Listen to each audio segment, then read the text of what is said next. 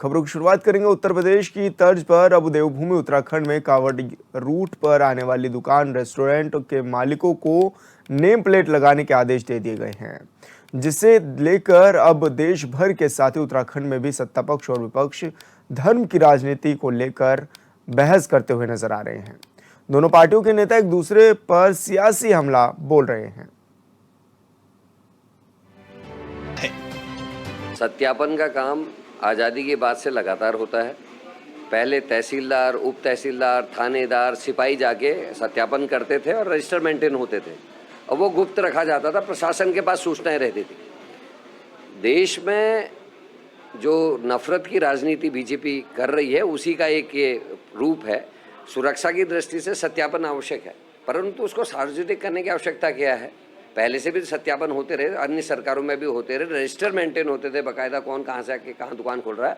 ये जो जाति और धर्म के नाम के पोस्टर लगाने की जो बात कर रहा है, ये देश के लोगों को, देश के नागरिकों को जाति धर्म के नाम पर बांट रहे हैं और नफरत जिससे फैले, जिससे नफरत पुल्लवित हो, वो काम करने का काम कर रहे हैं, जो निंदनीय है। का परिचय देती है। देखिए, प्रदेश के मुख्यमंत्री जी ने पहले ही इस बात के लिए क्लियर कर दिया था कि जो हमारे प्रदेश के अंदर जो लोग हैं, जो बाहर से आए हुए लोग हैं, जो अपना काम या व्यापार करने का काम कर रहे हैं, उनका यहाँ सत्यापन होगा। और उसी को लेकर के माननीय मुख्यमंत्री जी ने स्पष्ट कर दिया कि जो हमारी कावड़ चलने वाली, क्योंकि वो आस्था का केंद्र है, हमारे प्रदेश के अंदर लाखों लाखों लोग यहाँ पर भोलेनाथ जी के दर्शन करने आते हैं, नीलकंठ में आते हैं, हरिद्वार भी यहाँ पर पहुँचते हैं अपनी कावड़ को लेकर के। तो अगर वहाँ ठेली वालों को और दुकानदारों को अगर रजिस्ट्रेशन नगर पालिका, नगर पंचायत, नगर निगम के द्वारा अगर उनको मिला होगा और वो रजिस्ट्रेशन अपनी ठेली के ऊपर लिखेंगे तो बहुत बेहतर निर्णय लिए पुष्कर सिंह धामी जी ने लिया है और योगी जी ने लिया है। मुझे लगता है कि ये बहुत ही अच्छा कार्य होगा, क्योंकि हुड़दंगी और तमाम जो लोग होते हैं वो एक दूसरे के ऊपर कटाक्ष करके सड़कों पर हुड़दंग मचाने का काम करते हैं। तो इस पर भी रोक लगेगी और जो हमारी आस्था का केंद्र है उसको भी बल मिलेगा तमाम, क्योंकि यहाँ पर लोग पहुँचते हैं। और इस तरीके का जो कांग्रेस कहने का काम करती है, क्योंकि कांग्रेस को इस वक्त के हर मुद्दे पर राजनीति दिखाई देती है, धर्म के मुद्दे पर भी राजनीति दिखाई देती है, सामाजिक क्षेत्र में भी उनको राजनीति दिखाई देती है, क्योंकि वो इतने निराश और हताश हो चुके हैं इस वक्त। उनको समझ में नहीं आता कि वो कैसे अपने आप को स्थापित करें और इसीलिए सरकार को बदनाम करने की कोशिश के तहत वो लोग इस तरह की बयानबाजी करके अपनी छोटी मानसिकता का परिचय देने का काम करते हैं। मुझे लगता है कि कांग्रेस को अब समझना पड़ेगा कि इस प्रदेश की जनमानस की भावनाएं क्या है, उन भावनाओं के अनुरूप उनको काम करना पड़ेगा। हरिद्वार में हरिद्वार की जनमानस ने उनको दिखा दिया, वहां से भारतीय जनता पार्टी को जो लोकसभा में जीत मिली है, मुझे लगता है इसको लेकर के वो ज्यादा हताश है और वो एक विशेष वर्ग को बांट करके सरकार को बदनाम करने की कोशिश करें, क्योंकि विशेष वर्ग की राजनीति केवल और केवल कांग्रेस करती है, भारतीय जनता पार्टी नहीं करती। और संवाददाता हिमांशु गौड़ हमारे साथ लाइव जुड़ चुके हैं। हिमांशु, जिस तरह से अब धर्म की राजनीति नाम दिया जा रहा है, जिस तरह से अब ये भी कहा जा रहा है कि जब कांवड़ यात्रा आएगी तो ऐसे में जो लोग यात्रा मार्ग पर होंगे उन्हें अपनी पहचान बतानी होगी, किस तरह से देखा जा रहा है इस निर्णय को और अभी क्या कुछ माहौल है? जी बिल्कुल विशाल, क्योंकि कल से जो है सावन का पहले सोमवार है और उसके बाद से ही कावड़, क्योंकि पहले सोमवार के बाद ही कावड़ यात्रा शुरू हो जाती है और ऐसे में देश विदेश से, चाहे मैं बात करूँ हरियाणा, यूपी, पंजाब, सहारनपुर, छत्तीसगढ़, महाराष्ट्र, तमाम प्रदेशों से जो है कावड़िए उछल कर उत्तराखंड आते हैं और ऐसे में सुरक्षा व्यवस्था हर बार एक बड़ी चुनौती जो है उत्तराखंड सरकार के लिए बनता है। हालांकि जो ये रजिस्ट्रेशन वाला फॉर्मूला है ये पहले मुख्यमंत्री योगी आदित्यनाथ ने उत्तर प्रदेश में लागू किया था। उत्तर प्रदेश में इसकी कार्रवाई पूरी हुई और उसके बाद मुख्यमंत्री पुष्कर सिंह धामी ने इसको अब संज्ञान में लिया है और उत्तराखंड में अब जो हरिद्वार में खासकर कावड़ यात्रा रूट हैं वहां पर अब जो है दुकानदारों और विशेषकर जो ठेली चालक हैं उनको अब अपना रजिस्ट्रेशन दिखाना होगा, अपनी ठेलियों पर जो है नाम अपना लिखना होगा। हालांकि क्योंकि सुरक्षा की दृष्टि से एक बेहद महत्वपूर्ण फैसला इसको उत्तराखंड सरकार बना रही है, लेकिन विपक्ष लगातार कहीं ना कहीं अब सरकार पर हमलावर है। विपक्ष का ये कहना है कि सरकार जो है धर्म की राजनीति कर रही है और अल्पसंख्यक समुदाय को जो है और जो है बांटने का काम यहाँ पर सरकार कर रही है। लेकिन कहीं ना कहीं सुरक्षा की दृष्टि से ये इंतजाम किए गए हैं रजिस्ट्रेशन की। हालांकि प्रक्रिया पहले भी जो है होती रही है उत्तराखंड में तमाम स्थानों पर, क्योंकि कावड़ यात्रा रूट पर जिस प्रकार से हुड़दंगबाजी होती थी या पथराव की घटनाएं अनेक बार सामने आते हैं, कावड़ियों के साथ बदतमीजी करने का जो है मामला सामने आता है, उसको लेकर ये फैसला कारगर होगा अगर सरकार इस पर बेहतर ढंग से कार्य करेगी, क्योंकि कावड़ियों की सुरक्षा एक एक बेहद महत्वपूर्ण जिम्मेदारी उत्तराखंड की सरकार की इसलिए भी हो जाती है क्योंकि यहाँ पर खाली उत्तराखंड के कावड़े नहीं बल्कि उत्तराखंड से मैं कहूँ तो ज़्यादातर यूपी और हरियाणा के जो है कावड़ी जो है उत्तराखंड आते हैं। और बाहरी राज्यों से जब कोई श्रद्धालु उत्तराखंड आता है तो उसकी जिम्मेदारी, उसकी सुरक्षा की जिम्मेदारी, उसके स्वास्थ्य की जिम्मेदारी सबसे पहले राज्य सरकार की बन जाती है। और इसके लिए कहीं ना कहीं ये एक फैसला जो है कारगर माना जा रहा है। जनता ने इस फैसले का हालांकि जो है स्वागत किया है, लेकिन विपक्ष कहीं ना कहीं अभी भी इस फैसले से नाखुश नजर आ रहे हैं। अच्छा हिमांशु, क्योंकि 3 से 4 करोड़ जो कावड़िए हैं उनके आने की उम्मीद जताई जा रही है इस बार, तो व्यवस्थाओं की अगर हम बात करें तो हरिद्वार में किस तरह की व्यवस्थाएं होंगी? जब यहाँ पर कावड़िए पहुंचेंगे तो उनके लिए व्यवस्था क्या होंगी? किस तरह के सुरक्षा व्यवस्था के पुख्ता इंतजाम किए गए हैं? रूट्स को किस तरह से डाइवर्ट करने की बात कही गई है अभी तक? जी बिल्कुल विशाल, क्योंकि अगर मैं कावड़ यात्रा रूट की बात करूं तो लंबे समय से ही जो है डीजीपी अभिनव कुमार हो, मुख्यमंत्री पुष्कर सिंह धामी हो, तमाम जो है विभागों के साथ समीक्षा बैठक ले रहे हैं। क्योंकि डीजीपी अभिनव कुमार ने तमाम राज्यों, चाहे उत्तर प्रदेश हो, हरियाणा हो, हिमाचल हो, तमाम राज्यों के जो है पुलिस अधिकारियों के साथ जो है उच्च स्तरीय बैठक की है और आपसी समन्वय बनाकर जो है कावड़ यात्रा को चलाने की बात कही है। ट्रैफिक व्यवस्था एक बड़ी चुनौती बन जाती है और ट्रैफिक जो है ट्रैफिक को कंट्रोल करने के लिए रूट डाइवर्ट किए गए हैं। कावड़ रूट पर किसी भी प्रकार के वाहनों का संचालन नहीं होगा। कावड़ यात्राओं के लिए अलग से जो है पैदल रूट वो निर्धारित कर दिया गया है। ऐसे में सुरक्षा व्यवस्था को लेकर तमाम जो है सुरक्षा बल, स्थानीय पुलिस हो या एनडीआरएफ हो, चाहे आईटीबीपी हो, इसी के साथ ही गंगा में यदि भी कोई अनहोनी के कारण कोई कावड़िया डूब जाते हैं तो उसको बचाने के लिए एनडीआरएफ, एसडीआरएफ जो है वो मौके पर तैनात है। और ऐसे में तमाम सुरक्षा व्यवस्थाओं के मुताबिक जो है सीसीटीवी कैमरा से जो पूरी निगरानी रखी जा रही है, इसी के साथ ड्रोन से के द्वारा पूरे कावड़ रूट की मॉनिटरिंग जो है यहाँ पर की जा रही है। और ऐसे में सुरक्षा व्यवस्था कह सकते हैं कि चाक चौबंद इस समय जो है उत्तराखंड सरकार ने की है। अब देखने वाली बात होगी जब कावड़ यात्रा अपने पीक पर होगी उस समय किस प्रकार की सुरक्षा व्यवस्था होगी और सुरक्षा जो इंतजामात सरकार ने किए हैं वो किस प्रकार से होंगे, उनकी जो तैयारियां सरकार ने की होगी वो धरातल पर कितने कारगर साबित होंगे वो देखने वाली बात होगी। बिल्कुल हिमांशु, बहुत बहुत शुक्रिया आपका तमाम जानकारी साझा करने के लिए। और लखनऊ से बड़ी खबर, मनोज सोनी का यूपीएससी चेयरमैन पद से इस्तीफा। सपा प्रमुख अखिलेश यादव ने किया पोस्ट, घपले के बाद इस्तीफा देना समाधान नहीं।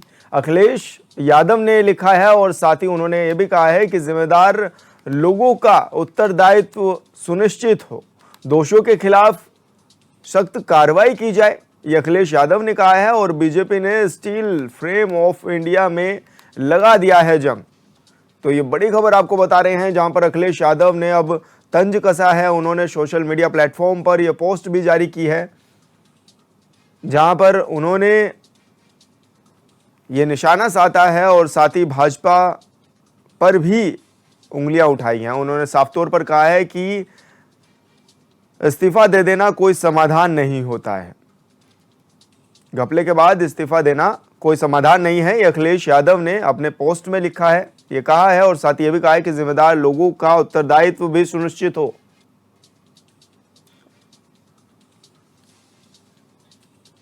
और बड़ी खबर का रुख करेंगे, अयोध्या में 29 जुलाई से 4 पहिया वाहनों का प्रवेश बंद। कावड़ मेले को देखते हुए लिया गया बड़ा फैसला। रामनगरी में बढ़ेगी श्रद्धालुओं की संख्या। भीड़ को देखते हुए प्रशासन ने लिया है बड़ा फैसला। अब बाहरी जिलों के वाहनों को हाईवे पर ही किया जाएगा डाइवर्ट। सावन के हर सोमवार पर किया जाएगा डाइवर्जन। तो बड़ी खबर आपको बता रहे हैं जहां पर कावड़ यात्रा को देखते हुए सरकार ने, प्रशासन ने बड़ा फैसला लिया है और बाहरी जिलों के वाहनों को अब हाईवे पर ही डाइवर्ट कर दिया जाएगा। सावन के हर सोमवार ये डाइवर्जन किया जाएगा ताकि भीड़ की स्थिति ना हो। और अयोध्या में 29 जुलाई से 4 पहिया वाहनों पर रोक लगा दी जाएगी। ऐसे में कावड़ मेले को देखते हुए यह बड़ा फैसला लिया गया है।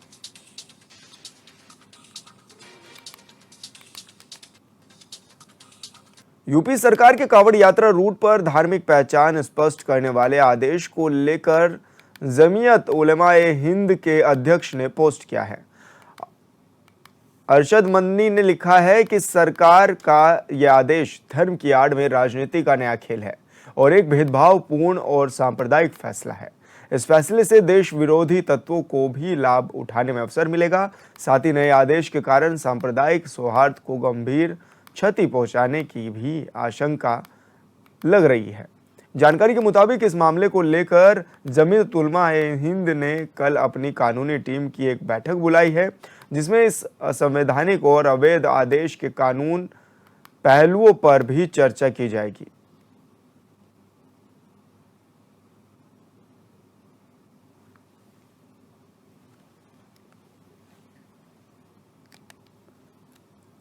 खबर संभल जिले के स्थित कंपोजिट स्कूल की है, जहां बेसिक शिक्षा के आधुनिक स्कूल के निरीक्षण के लिए डीएम राजेंद्र पेसिया पहुंचे हैं। इस दौरान डीएम ने भूकंप से होने वाले नुकसान और भूकंप से बचाव को लेकर बच्चों को जानकारी दी है। साथ ही इंग्लिश कविता को उन्होंने आसान तरीके से बच्चों को समझाया। वहीं डीएम को टीचर की भूमिका में देख बच्चे काफी खुश नजर आए।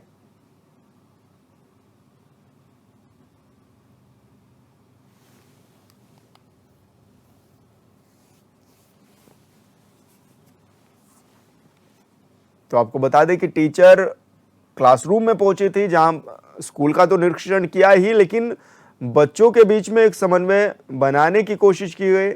और डीएम जब पहुंचे तो ऐसे में बच्चे उन्हें अपने बीच पाकर काफी खुश भी नजर आए। इंग्लिश कविता को भी आसान भाषा में उन्होंने बच्चों के सामने रखा, उन्हें समझाया और टीचर की भूमिका भी निभाई, जिसके बाद बच्चे काफी खुश नजर आ रहे थे।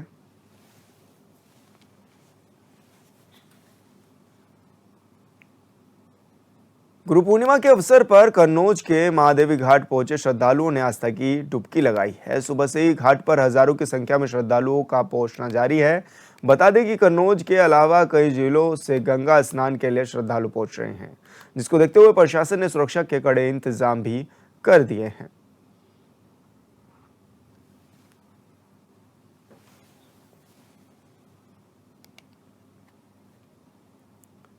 संभल के चंदौसी कोतवाली इलाके में 2 टैक्सी ड्राइवर अधिकारियों के यहां महंगे किराए पर कार लगवाने का झांसा देकर कार गायब कर रहे हैं, जिन्हें गिरफ्तार करने में पुलिस ने सफलता हासिल की है। पकड़े गए आरोपियों के कब्जे से 7 कार बरामद की गई हैं, जिनकी कीमत 1 करोड़ रुपए बताई जा रही है।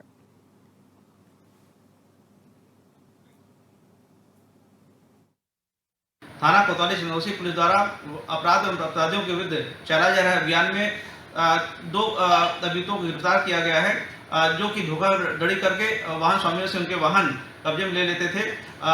ये अभियुक्तगण गाड़ियों को वाहन स्वामियों से लेकर विभिन्न स्थानों पर किराए पर लगाकर उन्हें मानसिक किराया देने का झांसा देते हुए उन्हें कहीं गिरवी रख देते थे एवं पैसे खुद रख लिया करते थे एवं वाहन स्वामी को गुमराह किया करते थे। इन दोनों अभियुक्तों के कब्जे से 1 बोलेरो, 3 अर्टिका, 2 डिजायर एवं 1 सियाज बरामद की गई है।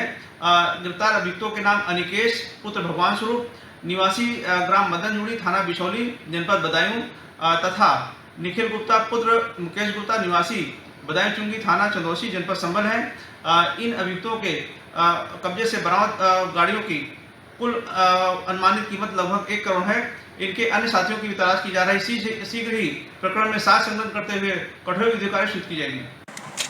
तो आपको बता दें कि पुलिस ने ये बड़ा खुलासा किया है, जहां पर कार लगाने के नाम पर पैसे भी वसूल लिए जाते थे और इसके साथ ही लोगों को ठगी का शिकार भी बनाया जाता था।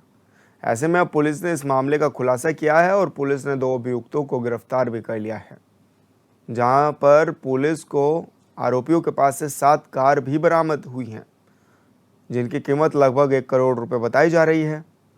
और पुलिस ने बड़ी कार्रवाई की है, जहां पर पुलिस ने 2 आरोपियों को गिरफ्तार भी कर लिया है।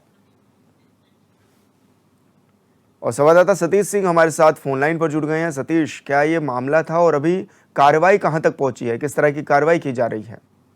देखिए, हम बता दें संभल के चंदौसी कोतवाली क्षेत्र का मामला। यहाँ पर जो है 2 टैक्सी ड्राइवर थे और ये मोटी रकम के वाहन जो है गाड़ियों को बुलाते थे। बुलाने के बाद में गाड़ियों को अपने कब्जे में लेकर के और कहते थे कि हम आपकी सरकारी जो विभाग में गाड़ी लगवाएंगे। इसी को लेकर के उनकी गाड़ी ले आने के बाद में अपने कब्जे में कर लेते थे। तो ये पुलिस को सूचना मिली, पुलिस ने 2 इस गैंग के बारे में जानकारी ली, तो गैंग को 2 लोगों को गिरफ्तार कर लिया गया है। आगे की जाँच चल रही है और उनसे पूछताछ की जा रही है कि कितनी गाड़ी उन्होंने गायब करी थी। जो गाड़ी गायब करी थी, इन्होंने 4-5 गाड़ी जो उनके कब्जे से ले ली गई हैं और जो आगे की पूछताछ की जा रही है, क्योंकि उन्होंने जहाँ गैंग है उन्होंने जाल बिछाया था, उस जाल के आधार पर जो आगे की पूछताछ की जा रही है। जी बिल्कुल सतीश, बहुत बहुत शुक्रिया आपका तमाम जानकारी साझा करने के लिए।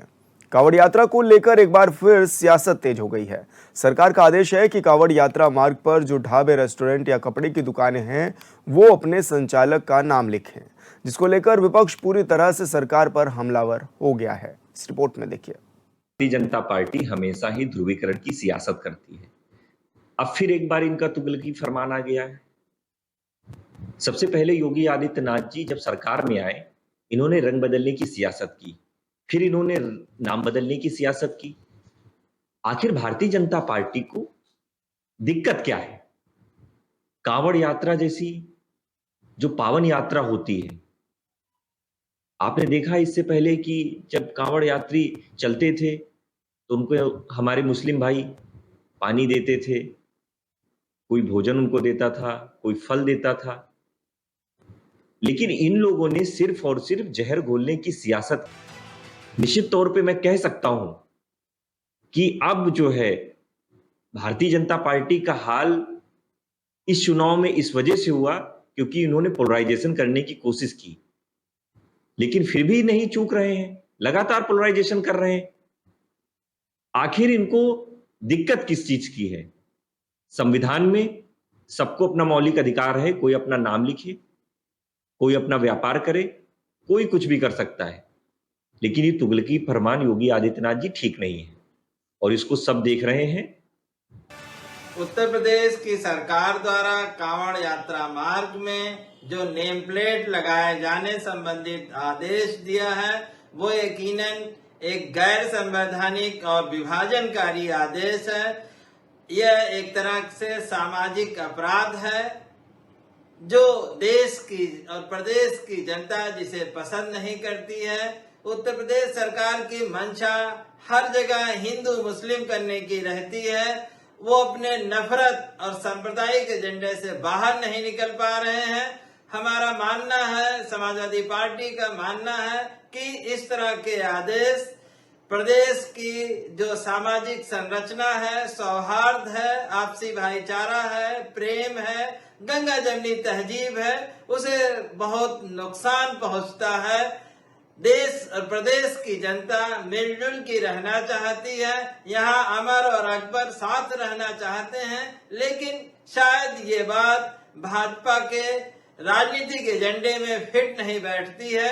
इसलिए भाजपा इस तरह का सांप्रदायिक और नफरती आदेश बार बार जारी करती रहती है, जबकि प्रदेश की जनता ने अयोध्या में और देश की जनता ने तमाम ऐसे धार्मिक स्थल जैसे केदारनाथ है, वहां इनको हरा दिया और ये मैसेज दिया कि उत्तर प्रदेश और देश आपके सांप्रदायिक और नफरती एजेंडे से सहमत नहीं है। देखिए, हर फैसले को जाति और धर्म के चश्मे से देखना कांग्रेस पार्टी की पुरानी आदत है, क्योंकि कांग्रेस पार्टी का पूरा इतिहास जो है वो जातिवाद और सांप्रदायिकता की राजनीति से भरा हुआ है।